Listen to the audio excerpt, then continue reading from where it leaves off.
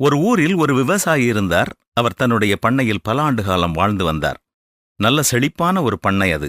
பல ஆண்டுகள் அதே பண்ணையை நிர்வகித்து வந்ததால் அவருக்கு சற்று சலிப்பு ஏற்பட்டுவிட்டது. இதைவிட மேலான ஒரு பண்ணையை வாங்க வேண்டுமென்று யோசிக்க ஆரம்பித்தார். எனவே அப்படிப்பட்ட ஒரு இடத்தை அவர் தேட ஆரம்பித்தார். தன்னுடைய பழைய பண்ணையினுடைய குறைபாடுகளை பேசிக்கொண்டே இருந்தார்.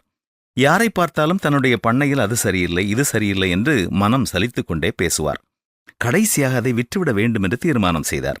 அதற்காக ஒரு தரகருடைய உதவியை நாடினார். அந்த தரகரும் இவருடைய பண்ணையை விற்பதற்காக ஒரு செய்தித்தாளில் விளம்பரம் கொடுக்க வேண்டும் என்று தீர்மானம் செய்தார். இவ்வாறு அந்த விளம்பரத்தை ஆயத்தம் செய்தார். இது நல்ல செழிப்பான மண்ணுள்ள இடத்தில் இருக்கிறது. எந்நேரமும் தண்ணீர் கிடைக்கும் கிணறுகள் இங்கே உண்டு. உழவுக்கும் அறுவடைக்கும் நவீன கருவிகள் இருக்கின்றன. இங்கே ஆரோக்கியமான ஆடு மற்றும் மாட்டுப் பண்ணைகள் உண்டு. மேலும் செழிப்பான பல ஏக்கர் நிலங்கள் உள்ளன. நல்ல விளைச்சல் இங்கே உண்டு. நல்ல பாதுகாக்கப்பட்ட களஞ்சியங்கள், சுற்றிலும் உறுதியான வேலி மற்றும் பண்ணையின் மத்தியில் உயர்ந்த இடத்தில் ஒரு மாடி வீடு ஒன்று உண்டு என்றும் அந்த விளம்பரத்தில் குறிப்பிட்டிருந்தார். செய்தித்தாளில் அந்த விளம்பரத்தை வெளியிடும் முன்பதாக அந்த தரகர் தான் தயாரித்த விளம்பரத்தை விவசாயிக்கு படித்து காட்டினார்.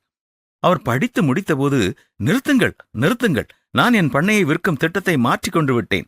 நான் என் பண்ணையை விற்கப் போவதில்லை. இதைப்போல ஒரு நிலத்தைத்தான் நான் தேடிக் கொண்டிருந்தேன் என்றார்.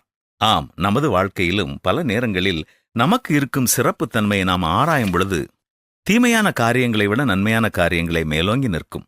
உங்களுக்கு இருப்பதை சற்று எண்ணி பாருங்கள். நல்ல சுகம் உண்டு, மாத வருமானம் உண்டு, நல்ல குடும்பம் உண்டு. இப்படி யோசித்துக் கொண்டே போனால் உங்களுக்கு இல்லாதது மிகவும் அற்பமானதாக உங்களுக்கு தெரியும். ஆம், நமக்கு விருப்பமானதை பெற்றுக்கொள்வது நமது மன திருப்தி அல்ல. இருப்பதில் திருப்தியாய் இருப்பதே மன நிறைவை கொடுக்கிறது. நான் எந்த நிலைமையில் இருந்தாலும் மன ரம்யமாக இருக்க கற்றுக்கொண்டேன் என்றுதான் பவுல் அடியாரும் எழுதுகிறார். என்ன, நாமும் பின்பற்றுவோமா?